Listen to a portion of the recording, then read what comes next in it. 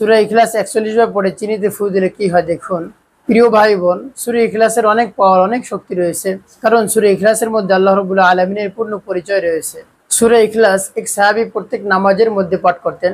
একদিন মুসল্লিরা আল্লাহর হাবিব সাল্লাল্লাহু আলাইহি সাল্লামের কাছে বললেন, ইয়া রাসূলুল্লাহ সাল্লাল্লাহু আলাইহি সাল্লাম, ইমাম সাহেব প্রত্যেক নামাজে সূরা ইখলাস পাঠ করে।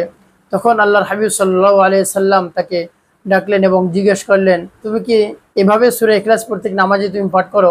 তখন সাহাবী বলল, জি ইয়া রাসূলুল্লাহ সাল্লাল্লাহু আলাইহি সাল্লাম, আমি প্রত্যেক নামাজে সূরা ইখলাস পাঠ করি। তখন আল্লাহ রাসূল সাল্লাল্লাহু আলাইহি সাল্লাম জিজ্ঞেস করলো, কেন তুমি পাঠ করো?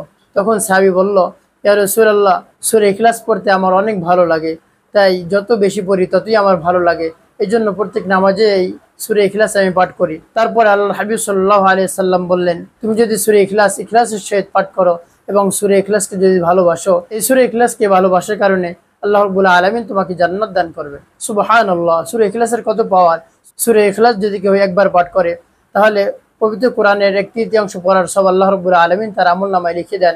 কেউ যদি সূরা ইখলাস 2বার পাঠ করে, তাহলে অর্ধেক কোরআন শরীফ পড়ার সব তার আমলনামায় লিখে দেন। যদি কেউ সূরা ইখলাস 3বার পাঠ করে, তাহলে পুরো কোরআন শরীফ পড়ার সব আল্লাহ রাব্বুল আলামিন তার আমলনামায় লিখে দেন। সুবহানাল্লাহ।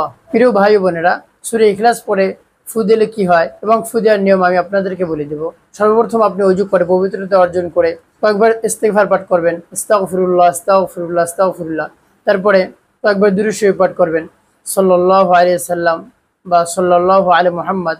আপনার কাছে যে দুরূদ ভালো হয় সেই দুরূদ আপনি পাঠ করবেন। তারপরে সূরা ইখলাস পাঠ করবেন, বিসমিল্লাহির রহমানির রহিম, কুল হুয়াল্লাহু আহাদ, আল্লাহুস সামাদ, লাম ইয়ালিদ ওয়া লাম ইউলাদ, আলাম ইয়াকুল লাহু কুফুয়ান আহাদ। সূরা ইখলাস পাঠ করে আপনি চিনির মধ্যে ফু দিবেন। এভাবে বিসমিল্লাহ সহ সূরা ইখলাস ৪১ বার পাঠ করে এই চিনির মধ্যে ফু দিবেন। তারপর শেষে আপনি 2বার দুরূদ শরীফ পাঠ করবেন, সাল্লাল্লাহু আলাইহি সাল্লাম বা সাল্লাল্লাহু আলা মুহাম্মদ। তারপরে 2বার পাঠ করে 2বারই চিনির মধ্যে ফু দিবেন। মোট আপনি 43 বার চিনির মধ্যে ফু দিবেন। ওই চিনিটা আপনি ৪১ দিন পর্যন্ত খাবেন। তাহলে আপনার মুখের মধ্যে যত ধরনের সমস্যা রয়েছে, মেস্তা, বোরন, যত ধরনের সমস্যা রয়েছে, সবকিছু আল্লাহ রাব্বুল আলামিন তার এই কালামের বরকতে দূর করে দেবে ইনশাআল্লাহ।